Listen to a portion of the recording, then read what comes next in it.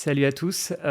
Très belle rencontre que je m'apprête à faire aujourd'hui parce que je vous avais demandé lors de mes premières vidéos de m'envoyer vos patrimoines, vos portefeuilles et j'ai reçu énormément de réponses. Et parmi toutes ces réponses, j'ai eu la chance de voir un email de Théophile Héliette que je pense que beaucoup d'entre vous connaissez parce qu'il est quand même très présent sur les réseaux depuis pas mal d'années. Et j'ai été vraiment super content. Déjà, je crois que Théo m'avait mis un petit commentaire ou un truc, vous m'avez envoyé un email il y a quelques années, donc déjà j'avais été flatté de voir qui regardait quelques-unes de mes vidéos. Et en fait, je suis super content pour plein de raisons. Déjà parce que Théo, c'est quelqu'un d'inspirant pour ceux qui cherchent à progresser, à faire progresser leur patrimoine, à se bouger dans la vie. Ensuite, on va en discuter aujourd'hui, c'est quand même quelqu'un qui a un très gros patrimoine, donc qui se pose des questions depuis très longtemps, parce que son patrimoine grimpe à une vitesse de dingue, on va voir ça.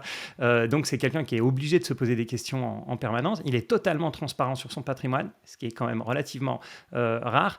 Et puis, dernier point, c'est quelqu'un qui produit aussi du contenu financier, qui produit des vidéos où il explique voilà, les fonds, les ETF, enfin, bon, vous pouvez aller jeter un coup d'œil sur sa chaîne et ses réseaux. Donc, ce qui fait que pour moi, c'est vraiment le candidat idéal pour discuter aujourd'hui. Peut-être que Théo, pour ceux qui ne te connaissent pas, je peux te demander de te présenter. Ouais, bien sûr. Bah déjà, merci de m'accueillir sur ta chaîne. Bah, moi aussi, personnellement, ça fait déjà des années que je regarde tes contenus sur Zone Bourse. Et bah, en effet, je me posais beaucoup de questions. Et puis, ce que j'aimais avec tes vidéos, c'est que même si parfois il y avait pas de concept, parce que de toute façon, on fait des choses simples hein, finalement qui doivent fonctionner. Bah, en fait, ça me rassurait sur ma stratégie. Et je pense que c'est énormément important, la partie émotionnelle dans l'investissement, parce que même si on n'apprend rien de nouveau, on a besoin d'être rassuré sur c'est pas les nouvelles choses qui fonctionnent mieux que les choses qui fonctionnent déjà depuis des centaines d'années. Donc, extrêmement important. Et puis, ce que j'aime aussi, c'est ton avis neutre sur beaucoup de sujets, pas de prise de position et beaucoup te référer aux statistiques, au passé. Donc voilà, c'est pour toutes ces raisons aussi que je t'ai contacté parce que j'aime beaucoup ton point de vue. Pour me présenter brièvement, donc j'ai commencé il y a de ça à peu près 10 ans à devenir indépendant. Donc auparavant j'étais salarié en centre d'appel et je manquais de liberté et j'ai créé un petit business en ligne qui n'avait rien à voir avec les finances, plutôt pour aider des étudiants à réussir leur diplôme. Et ça m'a permis de déménager à l'étranger, en Thaïlande. Et ensuite, j'ai créé des vidéos pour expliquer aux gens gratuitement. À la base, c'était pour un ami, comment créer un business qui rapporte. Et puis ensuite, voilà, la chaîne YouTube est devenue ce qu'elle est. Et puis, ça a tellement bien fonctionné que j'ai commencé à gagner pas mal d'argent, pour être honnête. Et j'ai commencé à l'investir en immobilier, en bourse. Ensuite, j'ai investi dans plein de choses qui n'ont pas fonctionné. Et ensuite, je me suis reconcentré sur bah, les piliers traditionnels finalement de l'investissement. Et au fur et à mesure du temps, bah, comme c'était des sujets qui m'intéressaient, c'est ce que j'ai abordé sur ma chaîne. Et bah, aujourd'hui, j'ai créé un espèce de fonds d'investissement qui s'appelle onlineasset.com où je fais des opérations de private equity.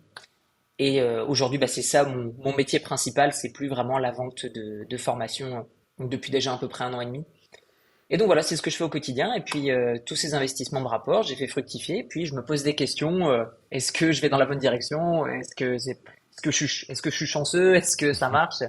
Voilà. Et un truc qui est impressionnant, c'est que j'ai regardé un petit peu tes vidéos. Je retrouve une vidéo d'il y a 2 ans où tu expliques que tu es passé de 0 à 4 millions en 5 ans. Et ensuite, il y a eu une accélération, j'ai l'impression, ces 2 dernières années. Bon, tu as triplé ton patrimoine. C'est quoi? C'est l'effet Covid? Qu'est-ce qui a fait l'explosion de tes revenus? Enfin, de tes revenus et donc de ton Alors, patrimoine. alors en effet, il y a eu l'effet pandémique qui a eu un énorme impact positif sur mon business, puisque tout le monde restait à domicile. Il faut savoir que je n'ai pas un seul business en ligne, mais j'ai une multitude de business en ligne sur différents marchés, notamment le marché Netherlands, donc Pays-Bas. Mhm. Euh, et j'ai aussi des parts dans différents business en ligne où je ne montre pas mon visage. Et donc, quand la pandémie est arrivée, tout le monde restait à domicile. Et donc, bah, les consommations de contenu ont explosé. Les personnes qui ont rejoint mes formations ont explosé. Mes revenus en affiliation ont explosé. En bourse, j'avais la chance d'avoir vendu toutes mes positions en bourse avant qu'il y ait le crash parce que j'ai fait une opération, pas parce que je le sentais, mais parce que j'ai fait une opération d'achat de résidence principale. et j'ai vidé tout mon portefeuille en bourse. Excellent. Et, euh, et donc, du coup, bah, un peu de chance par rapport à ça.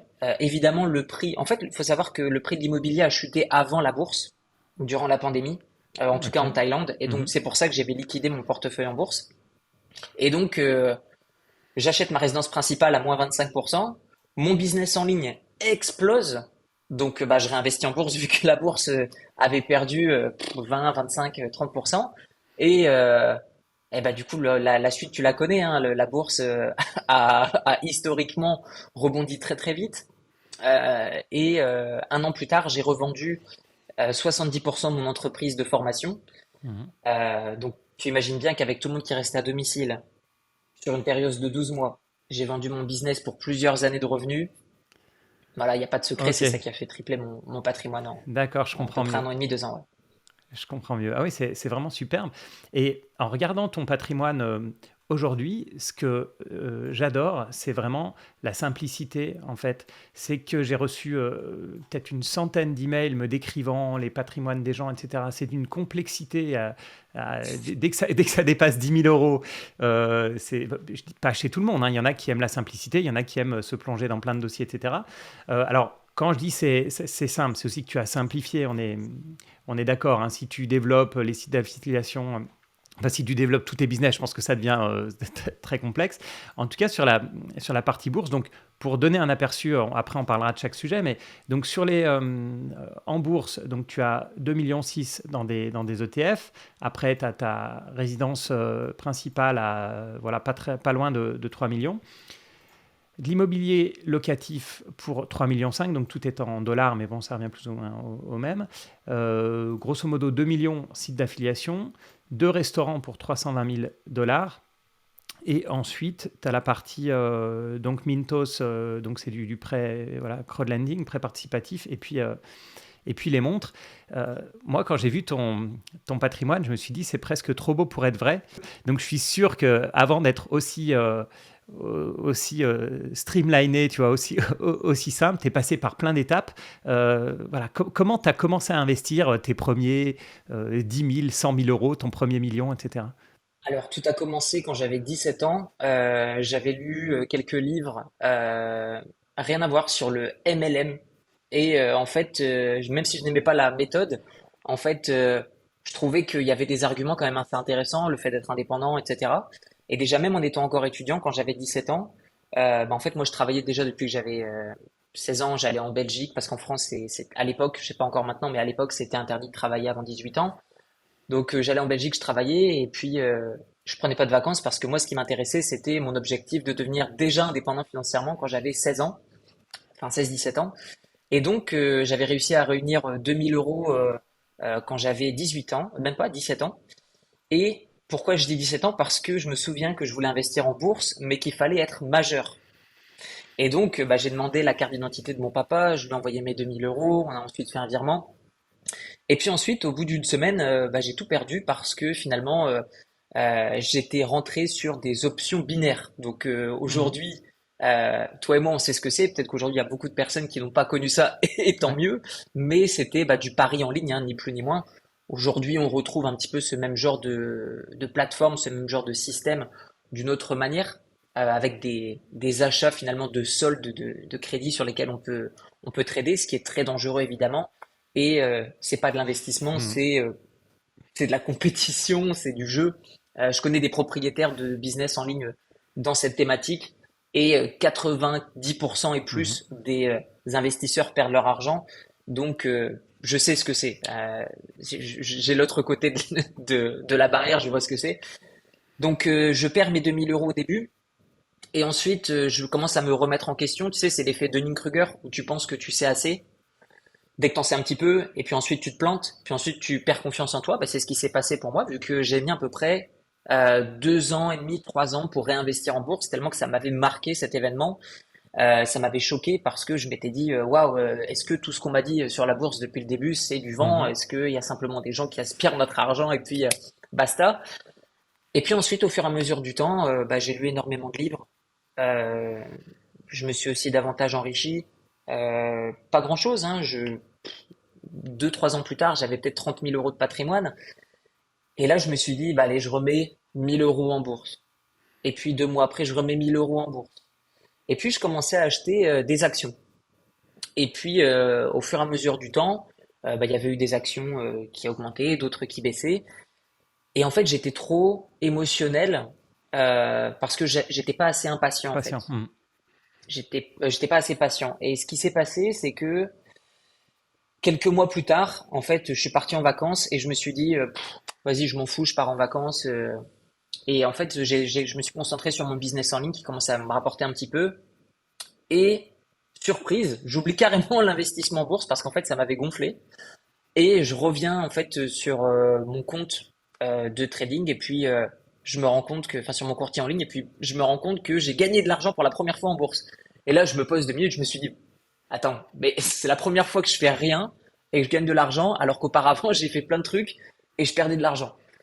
Et donc là, je me suis dit, il y a quelque chose que j'ai pas compris. Et puis je commence, et là, ça me réintéresse. Je regagne de l'intérêt pour l'investissement en bourse. Et je suis toujours pas assez à l'aise avec la volatilité au quotidien parce que j'investis sur des actions et je comprends pas encore à ce moment-là qu'investir sur des ETF, ça pourrait limiter ma volatilité. Ce qui se passe, c'est que quelques années après, je commence à gagner de mieux en mieux ma vie. J'ai à peu près 200 000 euros de patrimoine et Mhm. en fait, j'ai beaucoup d'investisseurs immobiliers autour de moi. J'habite à Malte à ce moment-là et beaucoup de monde investit à Budapest en Hongrie. Et donc j'achète mon premier appartement à 150 000 euros avec rénovation inclus. Et véridique, lors des rénovations, mon plafond s'effondre dans mon appartement. Je me dis, mais j'ai la poisse, c'est pas possible. Et, euh, et en fait, de fil en aiguille, je commence à avoir des loyers. Et je trouve ça incroyable l'immobilier parce que je reçois des loyers alors que je ne fais rien et c'est mon premier réel revenu passif. Parce qu'on a beau Mhm. dire, ouais, les business en ligne c'est passif, tout ça c'est pas vrai, c'est pas. Il y a toujours des gens qui doivent le gérer. Et l'immobilier, je me disais, waouh, pour la première fois c'est réellement passif. Oui, mais si tu mets le prix. Et après, après j'ai été confronté à des soucis de confiance par rapport à l'immobilier. Et je dirais que c'est le vrai bémol de l'immobilier, je dirais qu'il y en a plusieurs, mais les plus Mhm. gros pour moi à ce moment-là, de ma carrière précise, c'était que j'ai acheté donc 7 appartements à Budapest pour plus ou moins 1 100 000 euros à l'époque. Ouais. Et je vivais en Thaïlande déjà. Et ce qui s'est passé, c'est que il y a des agences de location qui louaient mon appartement sans me le dire et qui volaient aussi les cautions. Et du coup, j'avais un ami sur place qui allait de temps en temps, qui allait dans un de mes appartements, qui m'a dit, Théo, ton appartement, il est complètement détruit. Je dis, mais qu'est-ce qui s'est passé? Après, je me suis rendu à Budapest, je me suis rendu compte que finalement, l'agence de gestion Mhm. saoulait mon appartement, sans me le dire, et volait les cautions. Du coup, les locataires cassaient l'appartement parce qu'ils étaient mécontents. Et moi, finalement, j'étais la dinde, j'étais Ouais, ouais, ouais. le dindon de la farce, c'était moi. Et donc, je me suis dit, ouais, l'immobilier, il faut avoir énormément confiance si t'es pas à côté. Donc, j'ai vendu mes appartements. J'ai quasiment pas gagné d'argent.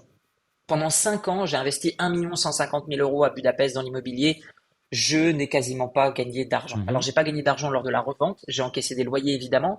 Mais en fait, le manque à gagner, si je n'avais investi en bourse, le manque Ouais. à gagner, il est quasiment de fois 2 sur 5 ans. Donc, et sans compter tous les déplacements que j'ai fait à Budapest, en fait, les frais indirects.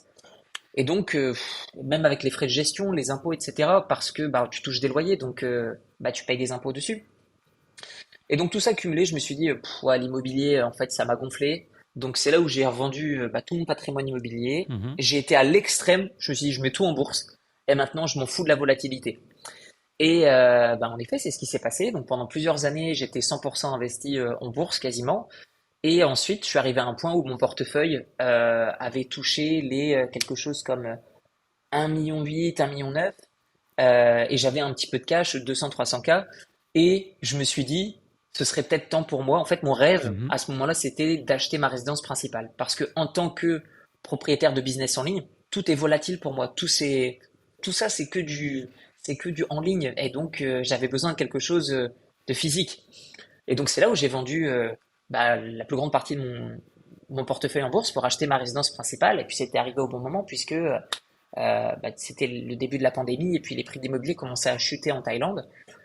Et j'étais tombé sur un propriétaire de restaurant qui avait vraiment besoin d'argent et donc mon rêve pouvait s'accomplir. Et donc j'ai acheté ma résidence principale. Et puis c'est là où mes revenus de business en ligne ont explosé. Pour donner quelques chiffres, je suis passé de quelque chose, enfin les business en ligne que je gérais et dont j'étais aussi propriétaire, on est passé de plus ou moins 150 000 euros par mois à plus de 300 000 euros par mois de profit sans faire plus d'efforts, simplement parce que plus de personnes restaient à domicile. Et ne serait-ce que pendant à peu près une année, ces revenus se sont maintenus. J'ai créé beaucoup d'offres en Mhm. abonnement, ce qui fait que les revenus ont duré très longtemps. Pendant ce temps-là, je gonflais mon portefeuille en bourse. Ça a littéralement décollé. Et puis à la suite de ça, j'ai acheté des appartements euh, en Mhm. immobilier du coup locatif, mais de luxe cette fois-ci. Maintenant, j'ai investi en résidence hôtelière. Et donc, il y a plus ce biais de confiance parce que là, je traite directement avec des résidences hôtelières. Donc, puis il y a des caméras partout, il y a des cartes que je peux désactiver, il y a une grosse visibilité, je fais plus que du long terme. Et aussi les rendements sur le luxe en achat-revente sont très intéressantes. Et donc tout ça fait que j'ai essayé d'équilibrer un petit peu à la fois mon portefeuille. Donc tout ça s'est passé assez vite pour être honnête avec toi. Euh, Ouais. j'ai mis du temps à arriver à 2 millions de patrimoine et puis après, la pandémie a Incroyable. littéralement fait Ça, ça exploser en quelques années. Ouais. ça me donne envie de te poser plein de questions. Si on reste un petit peu sur la partie immobilière, donc je comprends la douche froide de la Hongrie. Mhm. Là, tes nouveaux investissements, ils sont pas en Thaïlande, c'est ça? Ils sont à Bali, c'est ça? Enfin, j'ai regardé. Alors si mes investissements maintenant, alors en effet j'ai aidé un ami client investisseur dans mon fonds à investir à Ok. Bali, donc je l'ai accompagné sur la création de ces villas. Mais moi personnellement, j'investis uniquement dans des Mhm. appartements à Bangkok parce que c'est un marché que je connais et en fait j'ai accès à un réseau très particulier qui est les personnes qui n'arrivent pas à finir de payer un Ok. appartement qui est neuf. Donc c'est des personnes généralement qui ont payé 30 à 40% de leur appartement et ils n'arrivent plus à payer les 60 ou 70% restants. Et donc ils vont perdre Mhm. leur déposit, ils vont perdre leur caution. Et donc moi je vais les contacter en leur disant ce que je te propose c'est plutôt que tu perdes 100%, tu perdras aussi une partie avec moi mais je te rachète ton contrat. Et donc du coup je deviens le nouveau propriétaire de l'appartement si derrière je finis de le payer. Et donc c'est ce qui se passe, c'est ce qui fait que même en dehors des périodes de pandémie, j'arrive à obtenir des prix dans l'immobilier à Bangkok qui sont très compliqués à avoir, surtout dans de l'immobilier de luxe de première main, donc qui sort de terre, il n'y a même pas encore de propriétaire ou de locataire. Je rentre dans le building, il est encore en cours de construction. Voilà. Donc c'est vraiment des prix défiant toute concurrence. Et c'est pour ça que mon portefeuille est Je overweighted dans comprends. l'immobilier. C'est parce que j'ai cet avantage Mhm. concurrentiel Et que le je mets contrat un donc, que petit peu tu as plus avec dedans. la résidence hôtelière, tu as un montant de loyer qui est garanti, qui est fixe, ou est-ce que tu as quand même l'upside ou le downside Alors, tu peux, si tu le désires, choisir un pourcentage garanti par la résidence hôtelière. Je te donne l'exemple du Ritz-Carlton Residence où j'ai investi. Après, c'est d'autres qui sont un peu moins connus, mais globalement, ils te proposent soit un rendement, mais j'aime pas ce genre de choses parce que tu contrôles beaucoup moins. Mhm. Et je pense que c'est bien pour les personnes qui sont pas sur place. Par contre, moi, je suis sur place, moi, je connais le marché. Mes amis, c'est mes locataires, pour être honnête avec toi, parce qu'ils gagnent aussi très bien leur vie et du coup, on trouve un loyer qui est juste pour les deux Ok. parties. De toute façon, moi, je gagne réellement de l'argent, c'est lors de la revente. Lors de la revente, c'est là où vraiment je gagne de l'argent. La location, c'est plus pour m'aider Mhm. à patienter. C'est un peu comme la bourse avec les dividendes. Les dividendes, ça t'aide à patienter et la revente, je pense que c'est réellement là où tu gagnes de l'argent. Et donc, non, moi, je préfère acheter un Ok. appartement, je le meuble et je fais de la location longue durée. Ou alors je ne loue pas mon bien immobilier carrément parce que si je mets un locataire dedans, en fait, les très riches, ils n'aiment Ok. pas acheter un appartement dans lequel il y a déjà eu un locataire. En fait, ça enlève un peu de prestige et Excellent. donc voilà, c'est Excellent. comme ça que je fais plus ou Pour moins. revenir un peu sur la partie bourse, donc à un moment, tu as fait du stock picking. Pendant ce moment-là, toi, tu étais déjà entrepreneur depuis un moment. Comment un entrepreneur comme toi regarde un business? Parce que Mhm. tu sais comment ça marche, tu vois, tu t'es habitué à certaines métriques, à certains chiffres. Est-ce que tu recherches ces mêmes chiffres? Enfin, toi, j'imagine par exemple que tu as des marges de dingue. Tu dois presque être parfois déçu ou surpris en regardant certains chiffres de grosses multinationales où tu te dis mais comment ça se fait que cette boîte-là, elle a, je sais pas, 7% de marge? Comment ton rôle d'entrepreneur te sert en bourse? Alors moi, déjà, je suis un passionné de bourse, je dirais vraiment dedans depuis réellement 5 ans. Je pense que réellement j'avais les compétences pour commencer à faire du Mhm. stock picking il y a de ça seulement à peu près 3 ans. Et je pense qu'il s'est passé une période de 10 ans durant laquelle mon apprentissage a eu des hauts et des bas. Comment est-ce que j'ai utilisé mes compétences que j'ai développées dans le business en ligne dans le domaine de la bourse?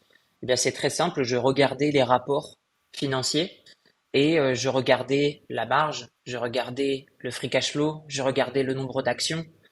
Euh, et en fait, je me suis posé des questions très simples. C'est, moi, comment est-ce Mhm. que j'aime un business? J'aime un business avec des hautes marges. Et donc, c'est pour ça que naturellement, je me suis d'abord Mhm. concentré sur tous les business qui vendaient des services et qui étaient dans le domaine du numérique. Donc, je pense à des entreprises notamment comme Digital Realty Trust. Je pense notamment à des entreprises comme Visa, Mastercard, avec des marges Mhm. qui sont aux alentours de 40 à 50%. Et aussi, c'était des entreprises que je comprenais, même avec Amazon, je comprenais en fait le business model, je comprenais le besoin qu'ils résolvaient parce que j'étais dans le business en ligne déjà. Et donc je me disais, mais ces boîtes-là, il y a personne qui va les Mhm. détrôner parce qu'ils ont. Moi, je suis dans le business en ligne, je comprends ce que les vendeurs et ce que les clients ont besoin. Et en fait, l'intermédiaire, il est juste irremplaçable. Donc, en fait, j'investissais surtout dans les boîtes que je comprenais le mieux. Et puis ensuite, j'ai été croqué par, Mhm. je dirais, la Tout, période tout le monde passe par dividende. là, ouais. On est tous passés par là, où on se dit, les dividendes, ouais. Et donc, je me suis dit, waouh, les dividendes, c'est trop bien parce que le prix monte ou augmente, le dividende reste le même. Et donc c'est vrai que c'est hyper sexy. Et puis, je vais prendre le cas de cette entreprise. Ah non, j'ai oublié son nom. C'est une entreprise qui a augmenté son dividende pendant des années, qui est dans le domaine de. Ils fournissent des connexions Internet aux US et aussi des forfaits téléphoniques. Et bref, et donc du coup, Mhm. cette boîte pendant des années a augmenté son dividende et puis ses profits diminuaient, diminuaient, diminuaient. Et ça a été le parfait exemple de que les dividendes, Mhm. le seul critère. Et je me concentrais de plus en plus ensuite de nouveau sur les ETF. Mhm. Parce qu'au départ, j'avais une petite partie en ETF. Parce que je me suis dit, au pire, si je me trompe, l'ETF, il rattrape un petit peu le truc. Et en fait, je me suis dit, attends, mais l'ETF, il est genre beaucoup plus stable que moi. Euh, et en fait, ça vaut carrément le coup, en fait, de me concentrer plutôt sur mon business en ligne, plutôt que de faire du stock picking. Et en fait, je pense que il y a eu un moment de réalisation où je me suis dit, combien est-ce que je pense que je peux surperformer les marchés? Je pense que je peux surperformer de peut-être 2-3% par an, peut-être. Et encore, c'est pas sûr sur 4-5 ans. Et après, je me suis dit, attends, mais combien est-ce que je gagne avec mon business en ligne? Est-ce que ça vaut le coup que je passe la moitié de ma journée à faire du stock picking quand je gagne beaucoup plus que la différence de surperformance que je suis Mhm. même pas sûr de continuer de gagner ces prochaines années? Donc je me suis dit, mais attends Théo, mais il faudrait être idiot pour continuer de faire ça. Donc je me suis dit, 100% ETF et je me concentre sur mon business en ligne. Et c'est là où, une nouvelle fois, mes revenus ont explosé. Parce qu'en fait, je passais énormément de temps sur l'investissement en bourse. En fait, je me Mhm. considérais trop comme un investisseur, 100% investisseur. La réalité, c'est que mon métier, c'est entrepreneur Mhm. et mon domaine de compétence, c'est le business en ligne. Je suis pas mauvais dans les autres trucs, mais dans le business en ligne, c'est là ma compétence première. Donc, il faut que je reste focalisé là-dessus. Et tout le reste, ça doit être de l'investissement le plus passif possible avec une partie aussi qui prend un petit peu de temps, c'est normal, mais aussi parce qu'on est passionné. Mais en tout cas, rechercher, je vais pas dire la passivité, je pense que le revenu 100% passif, il est, il est un peu compliqué à aller chercher parce qu'on va toujours regarder. Mais je pense que ce qui s'en se rapproche le plus, Mhm. c'est quand même les dividendes en bourse, c'est quand même l'investissement dans les ETF. Et donc tout ça m'a amené à la conclusion que business en ligne, bourse, ensuite private equity, ensuite immobilier, etc. Ok, donc aujourd'hui, Mais tu voilà, en gros, as, ça s'est fait un petit peu en comme gros, ça. c'est 50-50, hein, c'est ce que tu m'avais dit, tu à peu près moitié dans un ETF S&P 500 classique et moitié en ETF dividende. D'où ce choix des. Ouais, donc pourquoi les dividendes et Ouais, c'est ça. pourquoi 100% US? Alors 100% US parce que aujourd'hui 20 à 30% des profits des entreprises du S&P 500 est fait dans d'autres devises que le dollar. Donc je pense que ça m'offre déjà une exposition internationale. Et ensuite, je sais qu'il faut pas forcément regarder 100% ce qui s'est fait par le passé et que c'est ce qui va arriver à l'avenir, mais c'est en tout cas une donnée qui est intéressante et dans laquelle j'ai une conviction importante. C'est que je pense que les États-Unis domineront Mhm. toujours le monde, en tout cas de notre vivant, parce que c'est eux qui ont toutes les informations, qui peuvent les utiliser. C'est aussi la force armée la plus puissante. C'est eux qui établissent les lois à l'international, hein. Même chose, hein, s'il n'y a pas l'imposition au passeport en France, c'est simplement parce que les États-Unis l'empêchent. Voilà, et donc quand on arrive à un certain niveau, je pense, de connaissance dans le domaine géopolitique, je pense qu'on comprend que les États-Unis, ils ont peur de personne, et donc investir sur des boîtes qui sont à la main de ces gens-là, je pense que c'est pas un mauvais pari. Mhm. Je regardais aussi la stabilité, tout simplement. Voilà, la stabilité du S&P 500 versus le CAC 40. Et puis moi aussi, est-ce que je suis client d'entreprises du CAC 40 ou est-ce que je suis plus client d'entreprises du S&P? Posez-vous aussi cette question. Euh, Il y a beaucoup de choses qui font que je me suis concentré uniquement sur le marché américain, mais Mhm. principalement, ce sont ces raisons-là, la performance, le peu de volatilité par rapport au CAC 40, et puis aussi la Mhm. performance qui est Je partage imbattable. beaucoup ton point de vue sur les États-Unis et je pense que les États-Unis, ils ont un mix assez incroyable d'esprit entrepreneurial et aussi de liberté d'entreprendre ou même du point de vue de la fiscalité, etc. Il y a toujours, voilà, il y aura toujours un énorme lobby pour que les impôts ne montent pas trop, là où en France, bah, fiscalement, c'est compliqué, faut le dire. Je pense que si tu étais resté en France, tu serais pas là où tu es aujourd'hui en termes de patrimoine, c'est une évidence. Et je pense que Ah c'est une oui, erreur que font c'est beaucoup de sûr. personnes, notamment sur les marchés émergents. J'ai reçu quelques patrimoines, alors les Français sont assez frileux, donc c'est rarement le cas, mais des gens qui investissent sur des ETF indiens, etc. Mais moi, je me dis, un Indien qui commence à avoir de l'argent, ou, mais c'est la même chose au Vietnam, j'imagine en Thaïlande aussi, etc., ils vont commencer à se payer un abonnement Netflix ou à être sur des plateformes chinoises ou autres. Mais je pense qu'il y a une bonne partie, en tout cas sur les business internationaux, qui part aux États-Unis ou en Chine. Et la Chine, avec voilà, bon, les problèmes de liberté qu'on connaît. Mais toi, en plus, tu as quand même une grosse partie de ton patrimoine en Thaïlande. Enfin, sur la partie IMO, c'est quasiment 100% thaïlandais. Donc, je comprends aussi la Mhm. diversification aux US.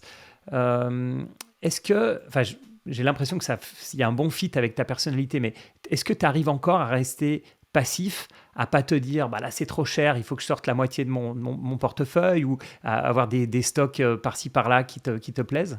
Alors c'est dur en effet de ne pas faire de stock picking, mais ce que je regarde maintenant, c'est simplement le PER, le Price Earning Ratio de l'ETF en question. Et aujourd'hui, au moment où on filme cette vidéo, celui du S&P 500, il est aux alentours de 22-23, et celui de l'autre ETF dans le domaine des dividendes, je tiens à préciser que j'investis pas dedans parce qu'il paye des dividendes, mais surtout Mhm, parce qu'il a un PER qui est bien plus faible, qui est aux alentours de 14. Aujourd'hui, le S&P 500, c'est surtout mhm, des boîtes tech et finance. Il y a aussi du healthcare, mais ça prend un peu moins de position. Euh, et finalement, je pense qu'il y a réellement que deux gros cycles économiques en bourse. C'est mhm, quand les taux d'intérêt sont hauts et quand les taux d'intérêt sont bas. C'est pour moi les deux plus gros cycles économiques. Quand les taux d'intérêt sont hauts, bah tu le sais, les boîtes tech, les boîtes dans le domaine de l'immobilier, les boîtes dans le domaine du healthcare qui ont besoin aussi de budget pour la recherche et le développement, ils n'ont pas le vent en poupe. À l'inverse, quand les taux d'intérêt sont faibles, bah c'est l'inverse. Et donc, ce que j'aime en fait avec cette balance d'ETF avec des ratios, avec des PE ratios différents, c'est que dans un cycle ou mhm. dans l'autre, les deux viennent plus ou moins s'équilibrer. Et donc, ça me permet, lorsque généralement, je dirais une fois tous les 2, 3 mois, j'envoie de l'argent sur mon courtier et bah, Mhm. je vois tout simplement l'un qui a baissé ou l'autre. Et en fait, je vends pas, c'est juste que je viens renforcer la position, c'est tout. Et c'est aussi pour ça, du coup, que j'aime cet équilibre avec ces deux ETF que j'ai, parce ils évoluent différemment dans des environnements différents. Mhm. Et tu m'avais mis un truc intéressant par email. Tu m'avais mis que tu avais testé sur Portfolio Visualizer, un site que j'utilise aussi de temps en temps pour faire des backtests, et que tu avais vu que voilà, le Mhm, drawdown était moins important, je mhm. crois, sur la partie dividende. Donc tu fais des tests comme ça un peu sur le passé à tester des portefeuilles? Ouais, bien sûr. Bah alors ça, j'adore parce que ça me permet de mieux me comprendre aussi en tant qu'investisseur et à un moment donné me dire, voilà, si j'avais eu le choix, est-ce que ça, j'aurais été capable de le subir en termes d'émotion versus le peu d'apport supplémentaire. Et en fait, quand je regarde les deux ETF que j'ai choisis, je me dis, tiens, mais ça, c'est vraiment quelque chose qui me convient. Alors oui, j'aurais pu faire un peu mieux si j'étais 100% S&P 500. Ou oui, j'aurais pu faire un peu mieux si j'avais un ETF sectoriel dans le domaine de la tech à ce moment-là. Mais ça, c'est de l'imaginaire. Ma stratégie, c'est d'investir sur des ETF qui sont multisectoriels et qui ont des grandes capitalisations. Et donc, bah, je prends tout simplement les ETF avec les moins de frais possibles. Et je me dis à un moment donné, bah, est-ce que ça, j'aurais été capable de le tenir? Oui, non. Et en fait, je regarde la volatilité. Si je vois que c'est trop volatile, bah, je me dis, bah non, ça, j'aurais pas été capable. Donc, j'enlève. Et puis après, j'évolue, enfin, je change la répartition de mon portefeuille d'une manière où je me dis, bah ça, j'aurais été capable de le tenir. Et j'aime aussi la partie dividende parce que même si c'est pas la plus optimisée d'un point de vue purement comptable et fiscal, eh bien en fait, ça m'aide aussi psychologiquement à Mhm. m'accrocher à autre chose que l'évolution du prix. Et j'ai pu remarquer qu'en bourse, il y avait la partie théorique et la partie réelle. Et Mhm. la différence, c'est que dans la partie réelle, il y a beaucoup d'émotionnel. Il y a beaucoup plus d'émotionnel que ce qu'on imagine en lisant des livres. Et je me suis rendu compte que est-ce que subir un moins 30%, j'arriverai à le tenir? Oui. Mhm. Est-ce que ça m'empêcherait de dormir? Probablement. Est-ce que subir 10% de perte ou 15% ou 20%, ça me gênerait? Oui. Est-ce que ça m'empêcherait de dormir? Non. Et donc du coup, j'ai simplement essayé d'ajuster ces deux critères-là. Et en plus de ça, à partir du moment où vous êtes satisfait d'une performance, pourquoi chercher plus? En fait, j'ai envie de vous dire, il y a des gens qui recherchent 10% par an. Pourquoi est-ce que vous allez risquer de votre patrimoine et revenir en arrière si c'est pour gagner 12% par an ou 15% par an, si c'est pas votre objectif? Donc, je pense qu'il faut aussi pas se contenter, mais Mhm. se focaliser là où est-ce qu'on veut aller et pas au-dessus, pas en dessous. Et ça sert à rien d'aller chercher du 30% par an si c'est pour risquer de pas dormir la nuit. Enfin, je pense qu'il y a un juste milieu à trouver.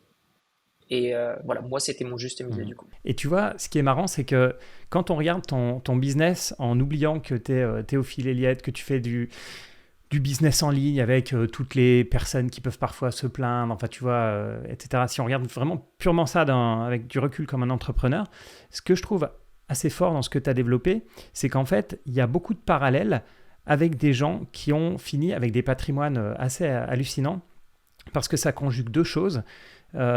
C'est une vache à lait, donc voilà, qui est ton business en ligne, et puis derrière une bonne allocation d'actifs. Soit dans le même business, mais tu peux pas. De toute façon, tu gagnes trop en fait pour réinvestir dans ton propre business. C'est pas assez scalable en fait. Donc tu as ce côté IMO et bourse. Et je suis très très curieux de savoir où tu vas aller. Parce que, à toute proportion gardée, quand Warren Buffett a racheté Geico, donc la boîte d'assurance qui était vraiment une vache à lait, et qu'il a réinvesti tout le float de l'assurance en bourse, bon, il se trouve que lui, en plus, il avait suffisamment de talent pour faire du 20% par an, ce qui est très, très, très, très rare. Et même aujourd'hui, il n'arrive plus à le faire. Mais bon, bref. Donc, est-ce que toi, avec ce business model-là qui est je me concentre sur mon business en ligne, qui me crache beaucoup de cash. Ce cash, je le réinvestis IMO, bourse. Est-ce que tu as des targets? Jusqu'où tu vas aller, en fait, en termes de patrimoine? Ça paraît Honnêtement, assez fou. ouais, honnêtement, je regarde pas trop ça. Je regarde pas trop ça pour être honnête. Alors en effet, récemment j'avais un ami qui me disait, il me parlait, il me dit ouais, est-ce que tu penses que tu vas arriver à 100 millions? Je lui dis bah, en fait, les chiffres c'est pas très représentatif pour moi à ce niveau-là. Alors j'ai fait des calculs, honnêtement, en effet, dans quelques années, je pense que dans 2, 3, peut-être maximum 4 ans, je pense que je serai facilement à 50 ou 60 millions, en effet, Mhm. parce que je mets des choses aujourd'hui en place pardon, qui vont bah, m'y emmener. Après, c'est des mathématiques, c'est une histoire de temps, etc. Il y a aussi un facteur chance, un facteur risque. Voilà, tout est possible. Mais ouais, je pense que j'arriverai d'ici au plus tard dans 5 ans à 50 millions. Ouais, ouais. Après, honnêtement, ça va pas changer grand-chose à mon style de vie parce que déjà, aujourd'hui, avec ce que j'ai, je fais bien plus que tout ce que je veux. Et puis, je me suis rendu compte que peu importe combien je gagne, en fait, je suis pas à l'aise à dépenser plus qu'un certain montant. Mhm. Donc, je trouve pas la motivation dans la dépense, mais plus dans le fait de, aujourd'hui, acheter une entreprise ou la construire, la revendre. Je trouve plus de plaisir, en fait, dans l'investissement. Je pense que ça, c'est aussi une clé pour vraiment s'enrichir très fortement. c'est quand on trouve plus de plaisir dans l'investissement que dans la dépense. Mhm. Et voilà, moi, mon plaisir, c'est mon accomplissement au travers de mon métier, à travers de mes investissements. Donc, c'est comme si on demandait à un peintre d'arrêter de peindre, peu importe Mhm. combien il gagne. Enfin, je veux dire, il adore ce qu'il fait, donc c'est logique qu'il continue. Mais ouais, en effet, ouais, ça me fait pas peur qu'un jour j'aurai 50 ou 100 millions. Ouais, ouais, c'est. En fait, je pense que dès l'instant où on sait quoi en faire, ça nous fait plus peur. Je pense Mhm. que quand on sait pas quoi en faire, je pense que c'est là où ça devient flippant. Euh, mais aujourd'hui, ouais, bah 50 millions, bah oui, t'investis de la même manière que j'ai. Alors, pas 25% en résidence principale, parce que ça va faire une sacrée résidence principale. Mais ouais, plus en bourse, plus en. Je pense que si demain j'étais à 50 ou 100 millions, je pense que j'aurais davantage en bourse et beaucoup moins en immobilier. J'ai fait une recherche récemment sur les personnes qui ont plus de 100 ou 200 millions, je ne sais plus. C'était une étude faite par Forbes et il montrait que seulement 7% du portefeuille d'investissement de ces Mhm. gens-là était de l'immobilier. Et Oui. c'est pour une raison très simple, parce que c'est vraiment chronophage. Mhm. C'est chronophage. Et quand on pèse 50, 100 et plus, bah c'est débile d'investir dans des appartements qui coûtent 1 ou 2 millions et même les flipper pour 40% en plus. En fait, on s'en fiche. Le plus important, c'est le niveau de passivité qui permet d'avoir bah, la disponibilité en termes de temps et d'énergie ailleurs. Ce que les Mhm. gens ne comprennent pas, c'est le coût d'opportunité. Le plus grand coût aujourd'hui du business de quelqu'un, c'est de ne pas en créer un autre. Mhm. Même chose dans l'investissement. Vous passez un an à étudier tout sur la bourse, bah, c'est un an que vous n'avez pas passé sur votre business. Donc je pense qu'il faut rester sur des fondamentaux très simples qui sont bah, les ETF à large cap aux US. Même chose, je pense je suis euh, très polarisé sur un sujet qui est le PEA. Quand il y a des gens qui me parlent du PEA en me disant oui, mais tu payes pas d'impôts, j'ai envie de te dire bah ouais, mais c'est comme le Pinel. Enfin, je veux dire, tu payes pas d'impôts, mais c'est nul. C'est comme si tu démarrais une course avec le frein à main à fond. Mhm. Tu préfères payer moins d'impôts mais avoir un véhicule d'investissement qui est nul, ou est-ce que tu préfères investir sur les US qui explosent à plat de couture tous les autres marchés? Et oui, certes, c'est un peu plus taxé, mais si tu veux pas payer d'impôts, bah tu gagnes pas d'argent, quoi. Donc Mhm. Sachant que tu as voilà. quand même, t'as quand même des ETF S&P 500 éligibles au PEA, ce qui est bizarre, mais bon, tant que ça dure, on ne va pas se plaindre. Mhm. Moi, j'avais vu effectivement ce genre d'études sur l'immobilier où tu avais la répartition des patrimoines en fait en fonction de la fortune. Tu as l'immobilier qui est nul au début, hein, quelqu'un qui a moins de je sais pas, 50 000, 100 000, il a zéro d'immobilier, ça augmente. Et puis tu as un cœur, parce que toi, tu en as fait un business de l'immobilier, mais il y a beaucoup de personnes pour qui l'immobilier, c'est juste leur résidence principale. Donc, à 1, 2, 3 millions de patrimoine, c'est là un peu le cœur de l'immobilier. Après, ça diminue beaucoup. Et ce qui augmente beaucoup, en général, c'est le private equity. Toi, tu as dit que tu te lançais dans un fonds enfin, tu gérais un fonds de private equity, c'est ça? Est-ce que c'est quelque chose que tu comptes augmenter pour ton patrimoine perso? Oui, oui, parce que le private equity, c'est un peu comme, en fait, c'est la fusion de ce que je fais avec l'immobilier, qui est le fait d'acheter auprès de personnes qui sont dans une phase de leur vie où elles ont envie de soit s'en débarrasser ou qu'elles ne peuvent plus le maintenir. Mhm. Et c'est l'association de mes compétences et de mes connaissances dans le business en ligne. Donc en fait, quand je fais du private equity, je me dis, est-ce que ce business-là est résilient? Est-ce qu'il a un bon prix? Est-ce que je vais être à même de y ajouter de la valeur? Est-ce que par rapport à ce que je connais, je suis assez confiant pour mettre 1 ou 2 millions et me dire que je vais l'augmenter? Pour être honnête, c'est un marché qui est très intéressant. Pourquoi? Parce qu'il y a énormément de vendeurs et très peu d'acheteurs. Et donc ça crée beaucoup d'anomalies de marché pour la simple et bonne raison que, bah voilà, énormément de vendeurs qui qui savent pas comment vendre leur Mhm. business. Et il y a très peu d'acheteurs parce qu'il y a très peu de gens qui ont 1 ou 2 millions. Parce que là, il n'y a pas de crédit à faire, hein. Il n'y a que aux États-Unis où tu peux emprunter pour acheter des Mhm. business. Mais Et dès là qu'on est en dehors de ce. on parle de business en ligne encore? Pour mon cas, oui, quand je fais du Mhm. private equity, c'est du rachat de business en ligne. Alors, je vais racheter entre 50 à 100% d'un business en ligne. Généralement, Mhm. c'est plus 70%.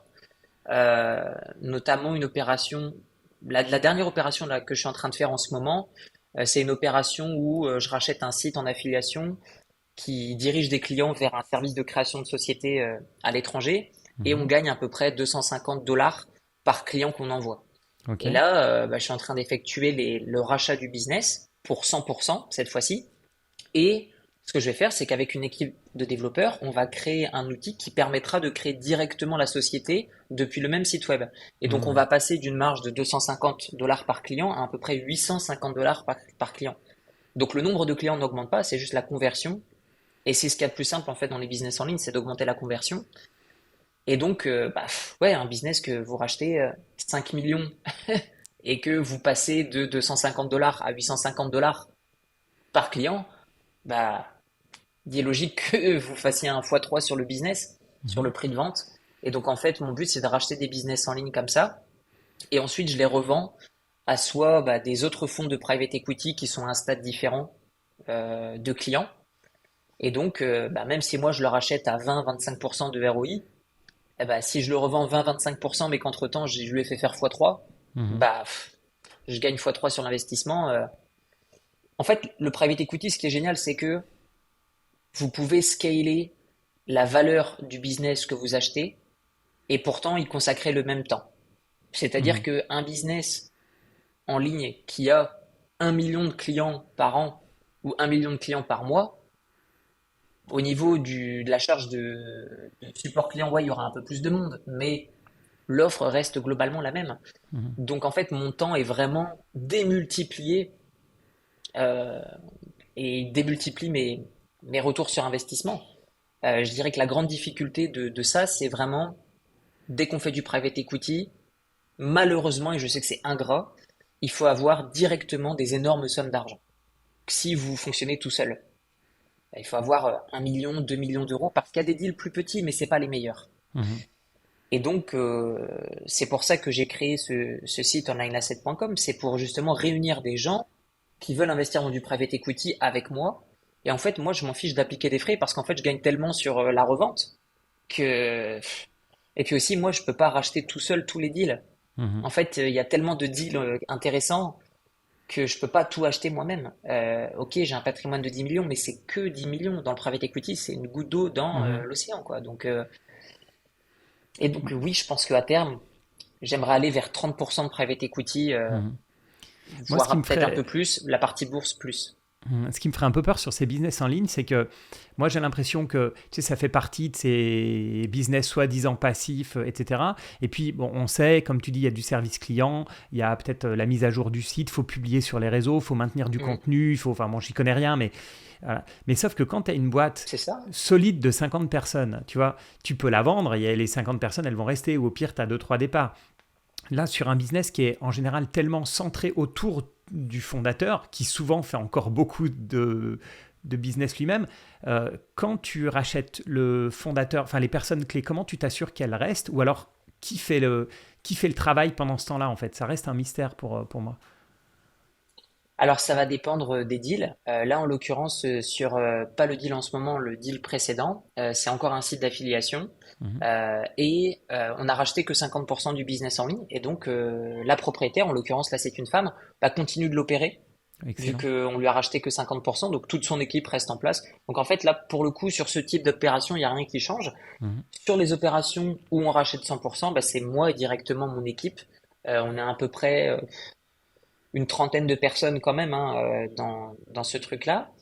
Euh, et donc, quand on fait une opération de rachat, en fait, on s'est donné pour but de l'exploser. Et aussi, on fait des contrats hein, avec le propriétaire précédent où Mhm. il nous accompagne sur une durée de 6 mois à 1 an gratuitement. Et au-delà de ça, on a un pré-contrat qui dit que si on a encore besoin de lui, on lui donne un pourcentage de la boîte et il continue de l'opérer. Dans le cas où, même si nous, on n'y arrive pas avec son aide, au moins, il récupère, il fait un peu comme consultant, mais en Mhm. touchant de l'equity. C'est génial quand tu arrives à avoir une valeur ajoutée comme ça sur un domaine, parce que toi, le service client, tu connais ça par cœur. Enfin, tu vois, toutes les parties dev, réseau, etc. Donc, en fait, c'est juste un truc qui se rajoute en plus, mais les équipes sont en place. Tu sais faire, vous savez faire, quoi. Tu Mm. reprends vraiment que des choses que tu connais exactement, quoi, de l'affiliation, etc. Ça fait 10 ans en effet que je fais ça, donc quand je me suis dit tiens le private equity ça peut être sympa, il n'y a eu aucune question concernant dans quel domaine je devais me lancer. C'était clair que c'était le business en ligne. Et en fait j'ai commencé ça, je vais pas dire par accident, mais un peu quand même, parce que lorsque j'ai vendu 70% de mon entreprise, En fait, j'ai gagné tellement d'argent dans un laps de temps court que je me suis dit, oh là, il y a un truc à faire dans le private equity que j'avais pas compris avant. Mhm. Je me suis énormément renseigné dessus et formé. Et un jour, je suis tombé sur une phrase de Robert Kiyosaki, donc l'auteur de Père riche, Père pauvre. Mhm. Et il a dit cette phrase qui m'a marqué, c'est que les personnes de la classe moyenne n'achètent pas d'actions, les millionnaires achètent des actions et les milliardaires vendent des actions. Et je me suis dit, il y a un moment donné, il faut savoir acheter un business, l'améliorer et le revendre. Et c'est réellement au moment de la revente qu'il y a le jackpot. Et c'est pour ça que j'ai commencé à faire ces opérations d'achat-revente. Et en fait, à la base, mon espèce de fonds d'investissement, c'en est pas réellement un. En fait, c'est un peu comme une agence immobilière où on aide Ouais. des gens à se joindre à moi sur des opérations. Je les gère et puis ensuite on les revend. Euh, et c'est réellement voilà au moment de la revente où c'est des chiffres qui sont impressionnants. Et donc du coup au départ, quand j'ai revendu mon business, je me suis dit ah tiens mais j'ai envie de racheter un autre business en ligne.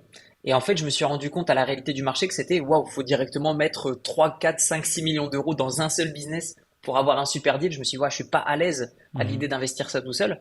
Et en fait j'ai appelé deux trois amis. Donc j'ai la chance d'avoir un réseau d'amis qui a évolué aussi avec moi au travers de ces 10 dernières années. Et donc j'ai beaucoup de multimillionnaires dans mon entourage. Et simplement voilà, je mange avec eux le midi, je suis avec eux le midi et le soir. Je leur dis, hey les gars, ça vous dit d'investir avec moi sur un business en ligne? Et au bout d'un mois, je me retrouve, mes potes, ils m'envoient 6 millions d'euros. Et du coup, on fait cette opération ensemble. Et puis, ensuite, mes potes en parlent à des amis à eux. Ces amis me contactent. Moi, je suis obligé de leur dire, bah, désolé, j'ai même pas un site internet pour vous présenter ce qu'on fait parce qu'en fait, c'est juste entre potes. Et ensuite, je me suis mis à créer un site web pour ces gens-là. Et après le site web, évidemment, mes compétences de business en ligne me disent que faut que je fasse du référencement. Du coup, on attire des clients. Du coup, des gens nous contactent. Et au départ, on sait même pas quoi proposer parce qu'on n'a rien à proposer en fait. Juste, on a créé ça pour mes amis de Bangkok et de Malte et qui vivent aussi dans d'autres pays, etc. Mhm. Et en fait, je me suis retrouvé avec des gens qui me contactaient en me disant, Salut Théo, j'ai 5 millions d'euros à investir, comment je fais? Je dis, j'ai rien à te vendre. Par contre, si tu veux investir 500 000 avec moi, bah ouais, ok, ça marche. Et c'est comme ça que ça s'est fait de fil en aiguille à créer du coup ce site. Par, Mhm. euh, Donc, par accident, mais ricochet, ouais. Donc en fait, c'est ton alternative à l'endettement, parce que j'allais te poser une question sur l'endettement, mais en fait, toi, plutôt que passer par l'endettement qui est souvent compliqué, c'est long, il faut fournir beaucoup de documents, il faut que les banques te suivent, banques ou autres. Donc en fait, toi, tu as des co-investisseurs. En fait, ça te permet d'être totalement libéré du système financier classique, quoi. Mhm. Oui, et puis en effet, dès que vous sortez de la France, l'endettement est beaucoup moins intéressant. Les taux d'intérêt sont très élevés dès que vous sortez de la France. Mhm. Et aussi, les obtentions de prêts sont pas du tout les mêmes. En France, les gens ne se rendent pas compte, je pense, de l'opportunité en termes d'endettement qui est nulle part ailleurs dans le monde, hein. Mhm. En Thaïlande ou en Hongrie, les taux d'endettement, c'est plus aux alentours de 5 à 6% par an. Donc, à moins de faire de l'achat, rénovation, revente, la location, ça marche pas, c'est pas possible avec les taux d'intérêt. Mhm. Et donc, oui, en effet, je me suis dit, je ne peux pas emprunter. Quelle est ma limite à mon enrichissement? C'est mon argent. Parce que peu importe combien vous avez toujours votre propre limite. Et donc, le fait d'avoir des investisseurs avec moi, il n'y a plus de limite, en fait. Ouais, c'est vraiment sympa. Est-ce que tu pourrais nous parler de tes investissements qu'on n'a pas encore mentionnés, qui vont être... Alors, si j'ai compris pour Mintos, la partie prêt, j'ai cru voir un titre de vidéo comme quoi tu te désengageais plutôt de ce type de choses. Moi, ce qui m'intéresse plutôt, c'est la partie restaurant et montres, qui m'ont l'air, vu comme ça, d'investissement plaisir, mais qui sont des investissements malgré tout. Est-ce que tu peux nous en parler? Oui, bien sûr. Alors déjà pour la petite partie crowdfunding, Mintos, etc. En Ouais. effet, je recommande pas parce que j'ai mieux compris les fonctionnements et il y a beaucoup de systèmes d'obligation et des problèmes de liquidité, donc ça j'ai mis de côté. Et pour la partie restaurant, donc moi il faut savoir que je suis un bon vivant. Aujourd'hui je me suis calmé, mais auparavant, donc je n'ai que 30 ans et de ma période de 25 à 28 ans, j'étais un gros fêtard à Bangkok j'étais ami, enfin je suis toujours ami avec un grand réseau de propriétaires de restaurants, d'établissements nocturnes. Et donc du coup ces personnes-là m'ont contacté et m'ont dit Théo, est-ce que ça t'intéresse d'investir avec nous dans un restaurant? Donc tu achètes des parts de notre restaurant, tu n'as rien à faire, tu es juste le visage du restaurant. Et nous, on s'occupe de toute la partie opérationnelle. Je dis bah ouais, ça m'intéresse carrément parce que moi, je cherchais à agrandir mon réseau, je faisais de plus en plus de deals immobiliers et je recherchais de plus en plus de potentiels racheteurs de mes biens immobiliers. Mhm. Je me suis dit bah tiens, si j'ai un resto, c'est top pour le statut social, Mhm. aussi auprès des filles parce que même si aujourd'hui je suis en couple, bah, auparavant j'étais célibataire et je me suis dit bah tiens, avoir un restaurant, c'est quand même classe, tant même que ce soit tes clients, tes copines dans ton restaurant, je trouve ça vachement, ça augmente ton statut social quoi, c'est une Mhm. expérience.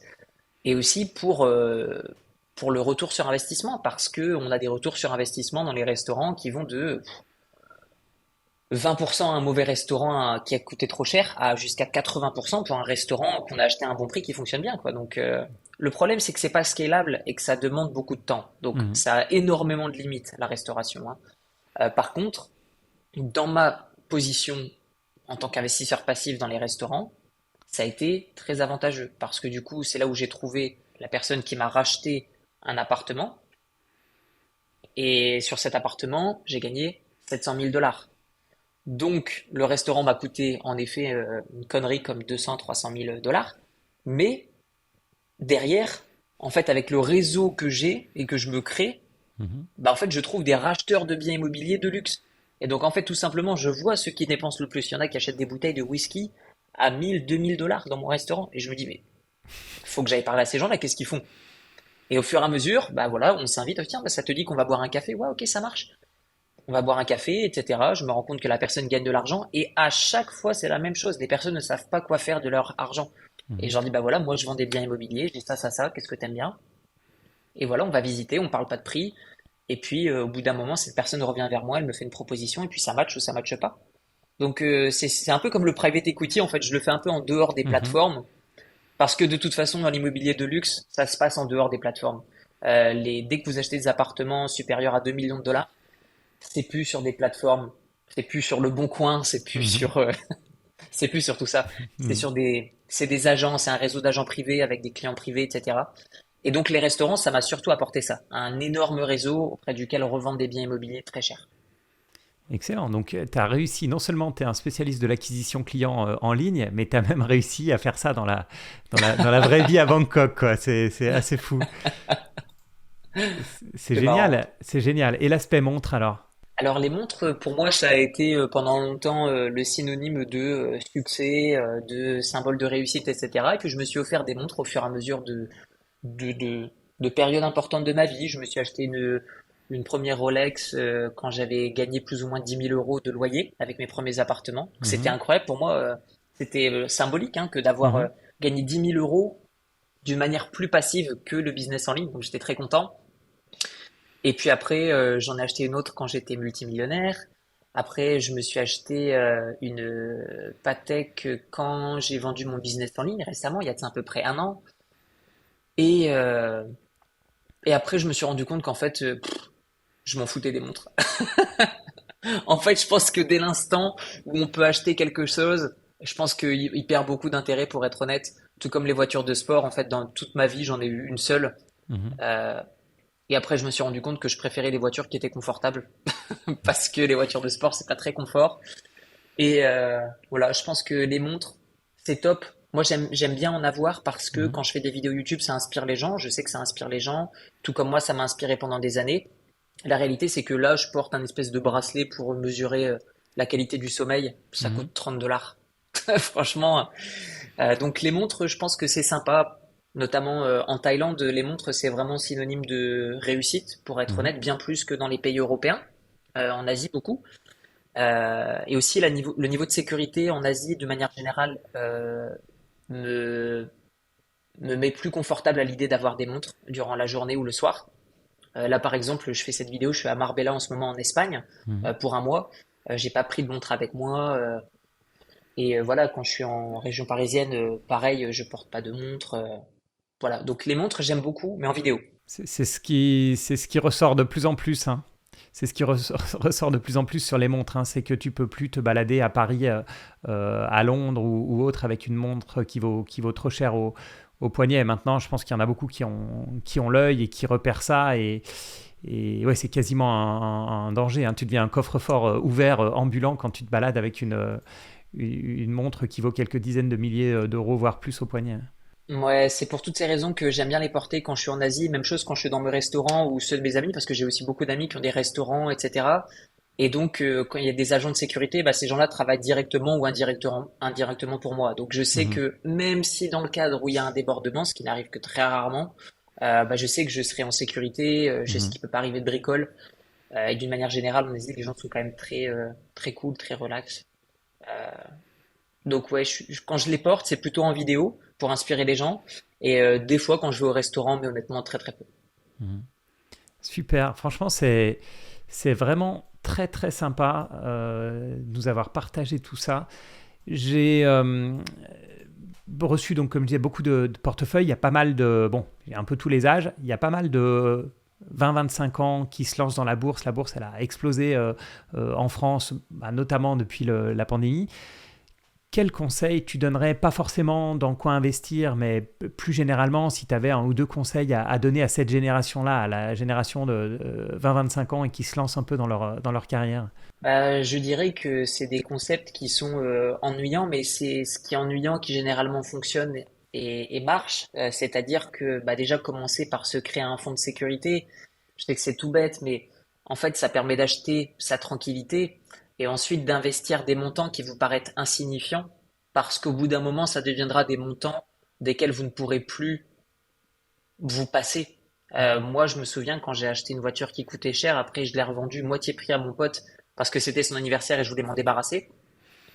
Et j'ai fait le calcul des années après, je me suis dit, mais tiens, et si j'avais investi cet argent en bourse à ce moment-là, combien est-ce que j'aurais aujourd'hui? J'ai vu le montant, j'ai fait wow! Et n'essayez pas d'impressionner les autres. Moi, pendant des années, on m'a dit, ah ouais, mais si t'es riche, tu devrais avoir un plus grand appartement. Si t'étais riche, tu devrais avoir une voiture, etc. Je pense qu'il faut vraiment se déconnecter de avoir les riches et être riche, c'est deux choses totalement différentes. C'est deux choses totalement différentes. Ce qui rend riche quelqu'un, c'est le fait d'augmenter ses revenus, de diminuer ses dépenses et d'investir. Ce qui donne l'impression d'être riche, c'est les montres, les voitures et de louer un grand appartement. Alors, j'ai rien du tout contre louer un grand appartement ou louer une villa. Si ça fait sens, c'est très bien. Mhm. Faites des choses qui vous mettent à l'aise et ne le faites pas pour impressionner les autres parce que c'est généralement dans cette période-là de notre vie où on a envie de prendre une vengeance un petit peu lorsqu'on a réussi ou qu'on commence à réussir. On a envie de montrer aux autres qu'on a réussi. Parfois pour des bonnes raisons aussi, hein. On a envie de montrer à nos parents, on a envie qu'ils soient fiers de nous. On a envie que nos amis soient inspirés. On a envie que les autres reconnaissent que nous avons réussi. La réalité, c'est que quand vous aurez 30, 35, 40 ans, c'est pas des choses qui sont importantes. Les choses qui sont importantes, c'est, bah moi, j'ai donné de l'argent à ma famille. J'ai donné beaucoup d'argent à ma famille, des biens immobiliers, etc. Je l'ai fait et ça m'a permis de me sentir énormément mieux. Et donc, je pense que quand on a 20, 25 ans, il faut commencer à se construire financièrement parce que je n'ai que 30 ans et l'énergie que j'avais entre mes 20 et 30 ans, je sais que je n'aurai plus la même entre 30 et 40. Donc quand vous avez 20 à 30 ans, je vous recommande de réellement travailler très dur Mhm. parce que votre corps et votre énergie vous permettent de le faire. Quand vous avez 30 ans, vous allez comprendre déjà que votre niveau d'énergie n'est plus le même. Quand vous aurez 40 ans, vous allez commencer à vous inquiéter parce que vous allez vous dire, ah bah tiens, c'est bien, j'ai eu toutes ces montres, toutes ces voitures, mais aujourd'hui, bah, je dois encore faire quelque chose qui me plaît pas forcément. Et le but, c'est pas d'arrêter de travailler. Le but, c'est de faire simplement quelque chose qui vous plaît. Et je pense que réellement, vous vieillissez quand vous arrêtez de faire quelque chose qui vous plaît. Donc le but, c'est pas les revenus passifs. Le but, c'est pas d'arrêter de travailler. Le but, c'est pas de conduire une voiture de sport. Le but, c'est de se sentir libre et de faire ce que l'on aime au quotidien. Et les belles montres, c'est super, mais bah, il y a qu'à le voir dans la proportion de mon portefeuille en bourse, enfin de mon portefeuille d'investissement. Mhm. C'est une goutte d'eau. C'est une goutte d'eau. Euh, c'est une goutte d'eau, donc je vous invite à vous concentrer sur ce qui fonctionne. Ce qui fonctionne, c'est, et je vous le dis, c'est ennuyant. Écoutez, Xavier, c'est les ETF. C'est les ETF rester assez passif. C'est être patient, commencer un petit peu à la fois. Voilà. Donc je sais que c'est une très longue réponse, mais Ah, c'est parfait. C'est super. Moi, j'espère qu'elle est complète. c'est ce que j'aime beaucoup, c'est ce côté travailler et gagner de l'argent. Parce que c'est le début, il est là en fait. Si tu n'as pas ça, tu peux pas Mm. épargner, tu peux pas investir, tu peux pas rester investi longtemps parce que tu vas devoir ressortir tout ton argent à la moindre dépense, etc. Mm. Et, et je comprends la nouvelle génération. Ils ont 20 ans aujourd'hui. Leur premier truc, c'est de se fixer un âge à laquelle ils vont, auquel ils vont pouvoir être rentiers. Tu vois, c'est ça l'image un petit peu. Mais les Mm. premières années, ce qui compte beaucoup, c'est gagner de l'argent, travailler et gagner de l'argent. Et toi, tu es un bon exemple pour ça. Il se trouve que comme tu es passionné par ce que tu fais, tu continues encore, même si tu pourrais arrêter. Et voilà, toi, tu conjugues les deux. C'est ce que je disais tout à l'heure. Tu conjugues à la fois gagner énormément d'argent et très bien le placer. Donc, c'est super. Est-ce que tu veux rajouter quelque chose? Alors, c'est pas avec ma petite chaîne que je vais t'amener du monde, mais où est-ce qu'on peut te suivre? Peu importe, je pense que ta chaîne YouTube est très qualifiée. Bah, sur mes réseaux, tapez Théophile sur YouTube, voilà. Et donc, je traite des sujets en rapport avec l'investissement. Et, et voilà, c'est tout, tranquille. Super, excellent. Écoute, merci beaucoup Théo, c'est vraiment super sympa d'avoir pu revenir sur ton parcours, mais avec vraiment un œil comment se créer un patrimoine, avec beaucoup de Mm. leçons de sagesse. On sent que tu as quand même du vécu pour 30 ans, c'est assez rare. Je te Merci. remercie énormément Théo, puis j'espère avoir l'occasion de rediscuter avec toi. Merci à toi, Xavier. Merci à tous. Ciao, ciao. Ciao.